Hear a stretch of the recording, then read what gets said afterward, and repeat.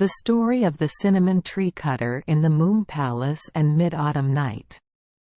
In the mythological book, Do Duong Tap Thoi, it is said, "In the moon there is a cinnamon tree 500 meters high. Under the tree, there was a person with a hammer who kept cutting, but after cutting, the tree was back to normal. That person's name was Go Quang, a native of Te Ha. He was an immortal and was punished by cutting down trees." The mythological play, To the Moon, by Go To Quang also recorded, "There were two talented students, Go Quang and Feng Mong. Artists from the East Coast, Hu Kung Country, have extraordinary martial arts skills, can uproot mountains and fill rivers, and are good at archery. The two students are both extremely talented. Hao Nagi had the merit of shooting 9 suns to save the people from dying in a sea of fire, so he was loved and revered by the people as emperor. When he became king, Nagi became a tyrant and stole the people's wealth.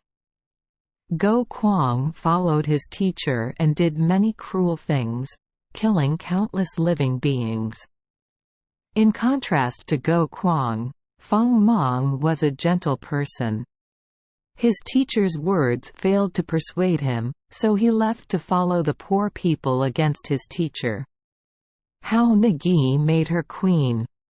Afraid she would escape, Nagi detained her somewhere and arrested Go Quang to guard her. One day, Nagi went hunting. Hang Na took Nagi's Ganoderma herb, grass of immortality, and drank it. She felt light, so she and Nak Tho flew to the moon.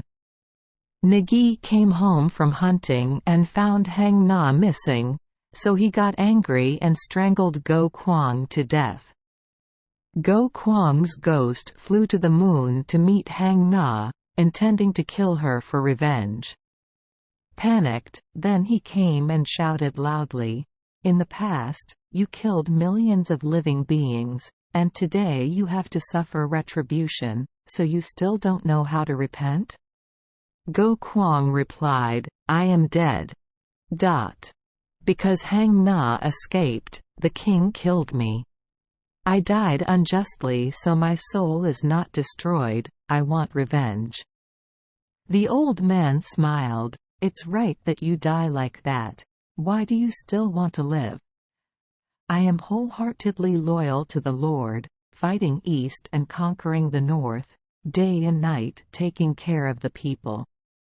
The old man nodded and asked, "Can your family be cured? Or the more you treat it, the more trouble it becomes?" "Because the king was so angry that he killed me. If not, I have a way to rule the world." "What way?" Go Quang looked determined. "Kill." The old man laughed. "Your family has been killing for decades, but the more you kill, the more chaotic it becomes." "Crazy. The body is dead but the soul has not awakened." "Go Quang, have you seen that cinnamon tree?" the old man said as he pointed to the 500-foot-tall magic cinnamon tree. Go Quang replied, "See, that has nothing to do with me. If you can cut down that tree, then you can kill people to put peace in the world." As soon as the old man finished speaking, he reached into his pocket and took out a hammer and gave it to Go Quang. He took the hammer and raised his hand straight up to cut into the cinnamon tree.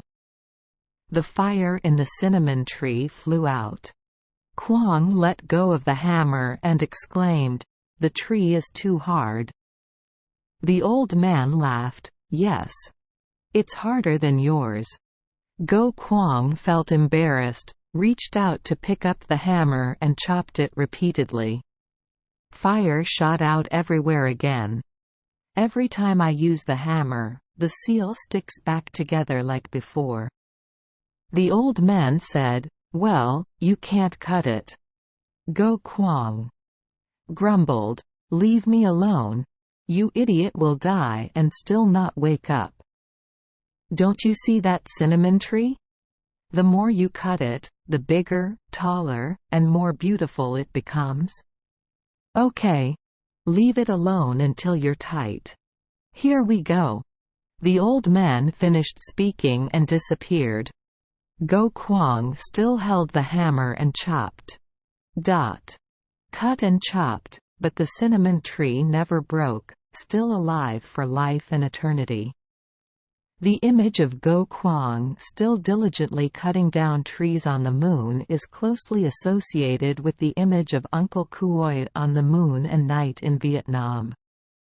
Every full moon night, we see a black shadow of Go Kwang standing under the tree, diligently chopping.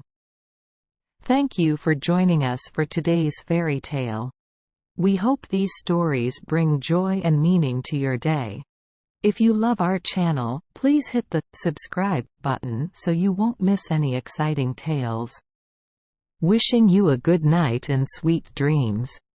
See you in the next story.